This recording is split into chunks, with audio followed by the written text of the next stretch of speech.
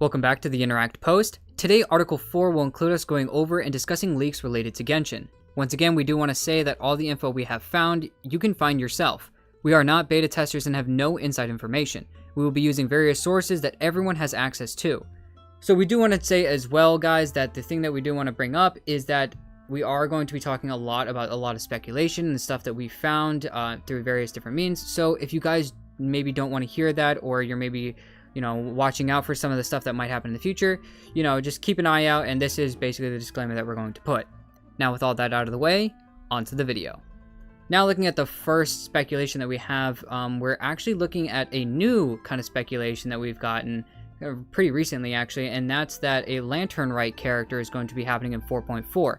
Now, we already kind of know that the Lantern Rite, of course, is going to be happening again, happens every year, and it's a really, really big time in Genshin's event history, and there's usually a lot of rewards, and usually there sometimes can be some new characters that can pop up here and there as well. So, the first character that we're going to be seeing, we don't even know her name, but it's going to be like an Anemo character as a 4-star, and this might actually be pretty good as a pair with Cloud Retainer, considering I believe Cloud Retainer is either going to be in 4.3 or 4.4. So to see kind of that a little bit more is pretty good. And, another great leak to see alongside of that is that the character is going to be from Leeway, which is always good, especially to see a lot of the stuff coming out of the Lantern Rite. And then it seems like she's going to be a little bit of a smaller character and is going to be a female character. So maybe some good stuff will happen there. Yeah, it just makes me think of a Farazan type. That Anemo 4-star, the smaller female type character is kind of what's coming to my mind. So with this character, maybe we're seeing something that's more universal to helping other characters, like typical Viridescent Anemo supports, or are we seeing something maybe more like Farazan that's more niche to buffing your Anemo supports? And maybe, who knows, she might be a great support for Cloud Retainer if she's going to be possibly on the same banner even. Next up, we're going to look a little bit about some Navia. We've gotten some updates on the speculations, specifically with her Constellations. So going straight into that, her C1, based on what we know, she will have one more shot of her elemental skill, and it's not an increase in the number of uses. So it is just adding one more shot to it. Her C2 is going to increase her skill's crit rate by 22.5% based on what we know right now. Obviously, the Constellations 3 and 5 will increase either the skill and burst. Probably, we're thinking the Constellation 3 will increase the skill by 3, and then the 5th one will increase the burst. And then the Constellation 4 is going to give a Geo Elemental Resistance shred of 20%, probably based on through her skill or burst to just the opponents you're hitting, maybe, or whatever. We just know that it's probably going to be some kind of a Geo Resistance shred, which is going to be good as a Geo DPS. Obviously, that's going to be very helpful for her personal damage, and maybe even some off-field Geo support damage as well. Looking at her C6, what some speculations we see here, the skill's crit damage will increase by 105%. I don't know about you, but that's a lot. Normally we see a lot of like 60% increase to crit damage, especially on a lot of the 4-star C6s. But this is kind of unique to Navia, though, in that she herself gives herself crit damage with her 6th Constellation. But on top of that, her skill can have 6 stacks, probably of like gaining those crystal shards and like stacking up the damage that she can deal based on what she's gathering there. And then your first 3 stacks are a multiplier, and then the remaining 3, those last 3, 4, 5, and 6 are probably just buffs based on what we know here. And so her skills cooldown will be shorter than probably someone like Yelan's.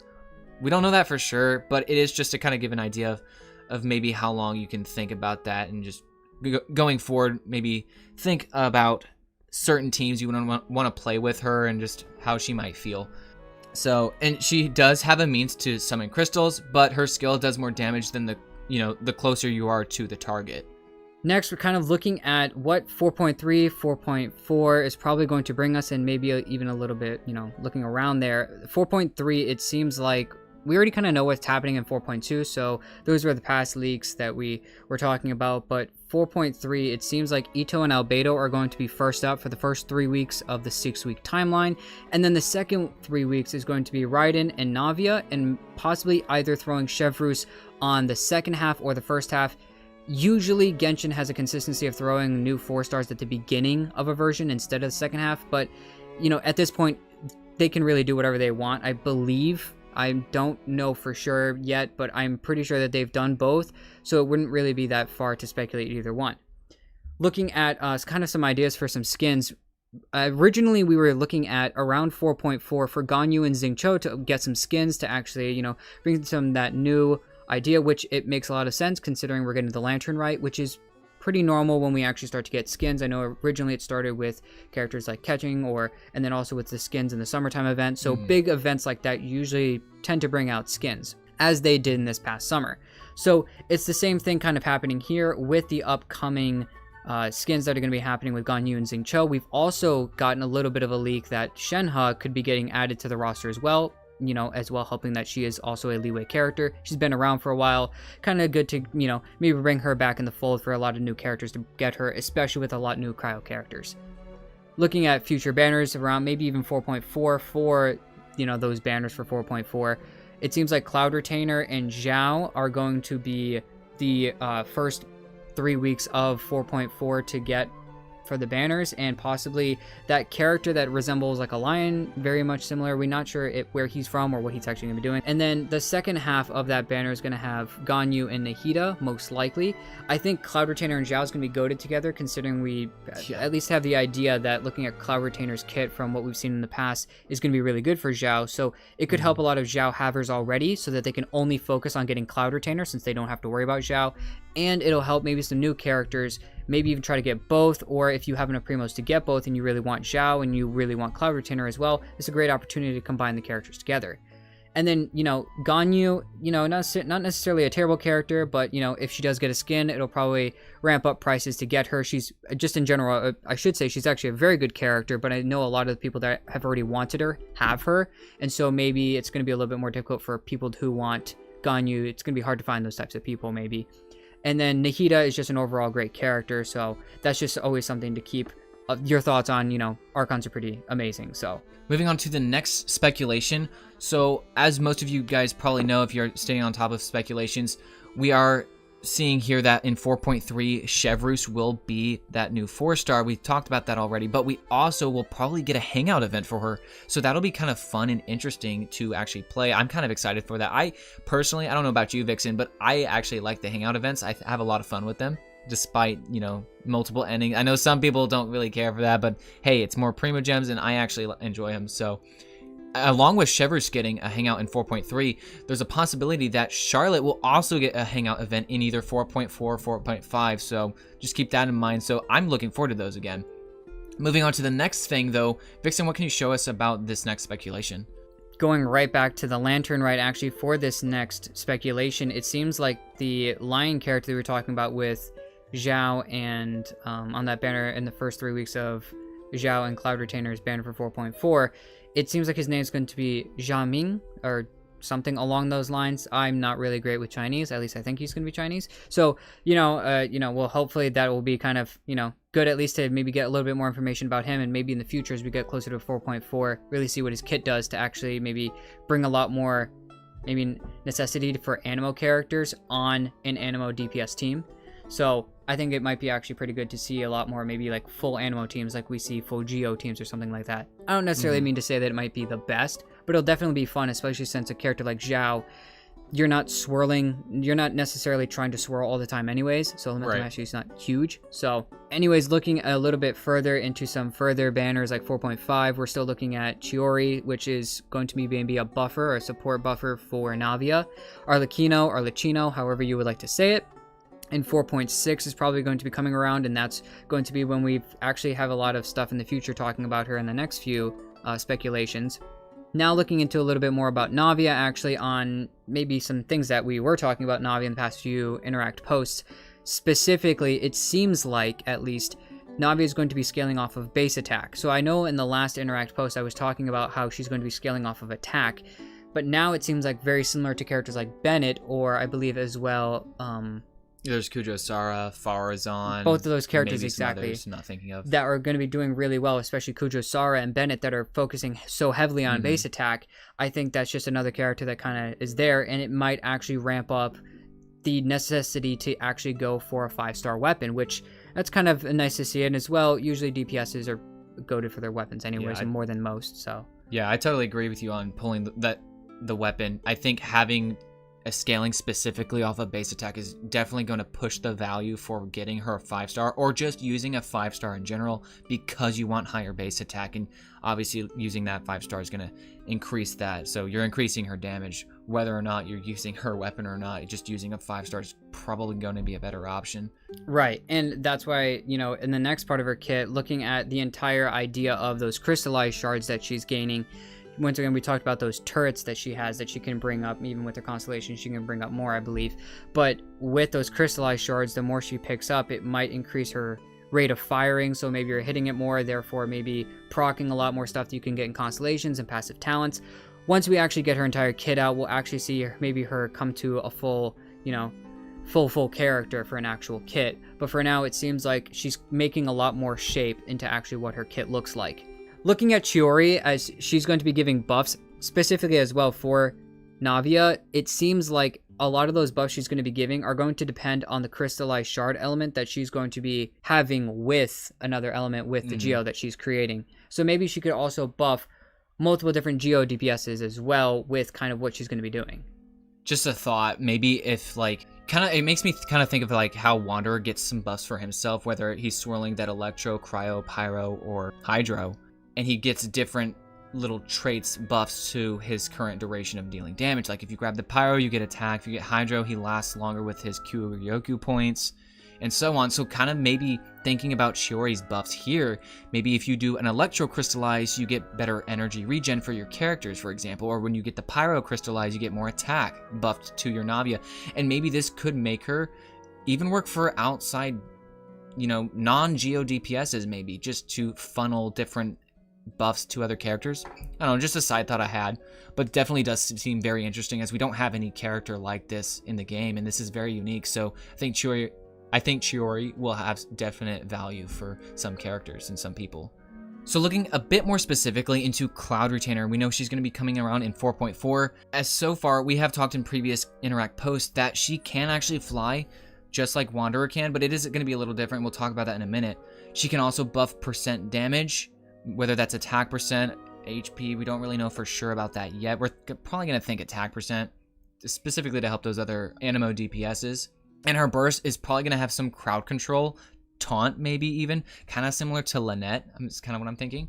So about her flying around, and I mentioned Wanderer, the difference here is she's probably going to be slower in speed compared to Wanderer, but she can fly for a longer duration and even go higher. So while Wanderer has that horizontal probably beat for speed and stuff, I'm thinking here Cloud Retainer will have a lot of vertical advantages to probably be the best option in the game, surpassing Venti, you know, Kazuha and Wanderer, because they all have some vertical in their abilities. Yeah, exactly. And going back to that damage percent buff, it seems like she can actually buff in two different ways, at least is from what the speculations have been giving, is, you know, maybe some damage percent buffs, just straight damage that whoever the character is just gets more damage buff off of it. And there might actually be some other ways that she can help actually raise specific stats. And so it'll be kind of interesting to see which one she does, maybe both, whatever she can actually bring to a team. But talking about her flying, I think that's going to be a big reason why I specifically wanted to bring this one up, is because with 4.4 coming out in the map, we talked a lot about how it's going to be a lot of mountainous regions, and especially for a lot of early characters as well that have maybe already gotten a lot of the way through, but maybe they haven't done a lot of exploration. My hands up in the air. I've done a lot of exploration maybe in Fontaine and whatnot, and, you know, in Mondstadt, but, you know, Liyue and Inazuma and Sumeru aren't all at 100%. Yeah, and so I can testify. And so exactly. And so, you know, I'm sitting around constantly 60-70% with a lot of different areas, maybe even higher, but it's just at the point where, especially in Liyue, those mountains are just a pain to climb. Nobody wants to be climbing a huge mountain with Chi-Chi, okay? Just the small models aren't helping you much either. So I think it's going to be great for her in this case to be using that higher advantage like you were talking about, and maybe even more distance as well. Talking about getting maybe from mountaintop to mountaintop and using a lot of the wind gusts that come up when you're up in the mountains in Liyue as well. True, yeah. I think it's going to make exploration a lot better, not only in Fontaine, but in a lot of other areas in the world of Teyvat already, as well as in future areas as well. Yeah, I definitely agree with you. She just overall seems like, and even aside from all this utility and for exploration, she just really seems Like, she's just gonna have a great kit. She's gonna have a lot of utility as she can possibly heal.